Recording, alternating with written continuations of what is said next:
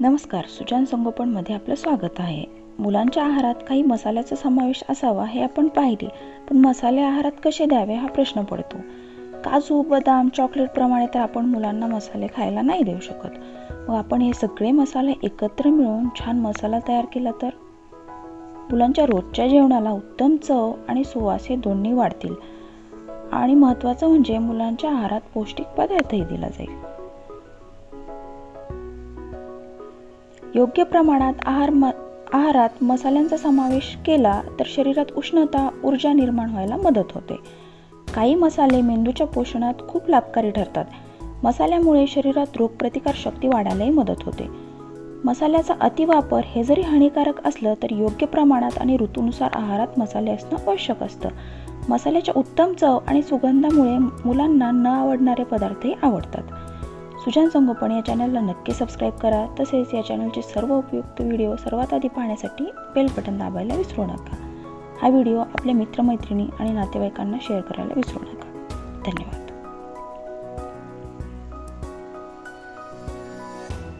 मसाल्यासाठी साहित्य आपण पाहूया.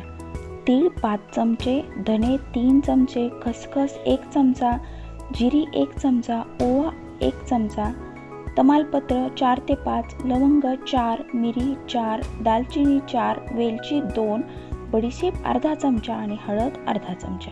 हा मसाला साधारण 8 दिवस पुरेल एवढा तयार होतो.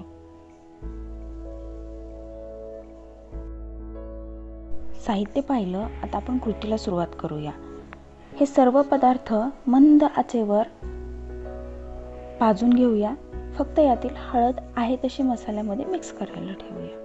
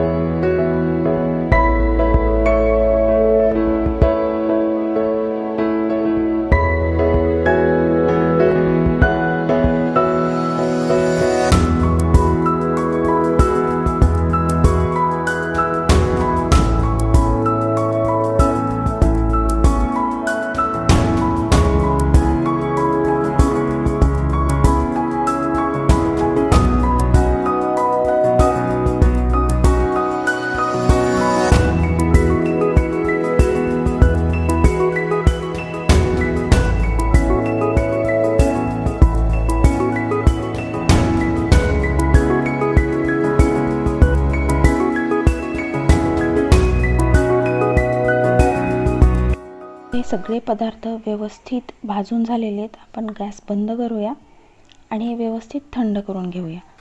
आता पदार्थ थंड झाल्यानंतर ते मिक्सरच्या भांड्यामध्ये बारीक वाटून घेऊया.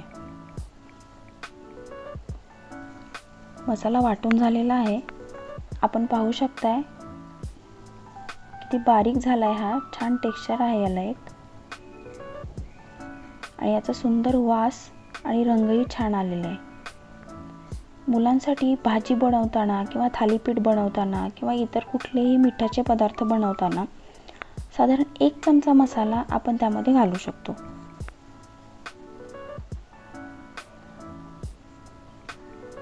याने पदार्थाला खूप छान चव आणि सुगंध येतो.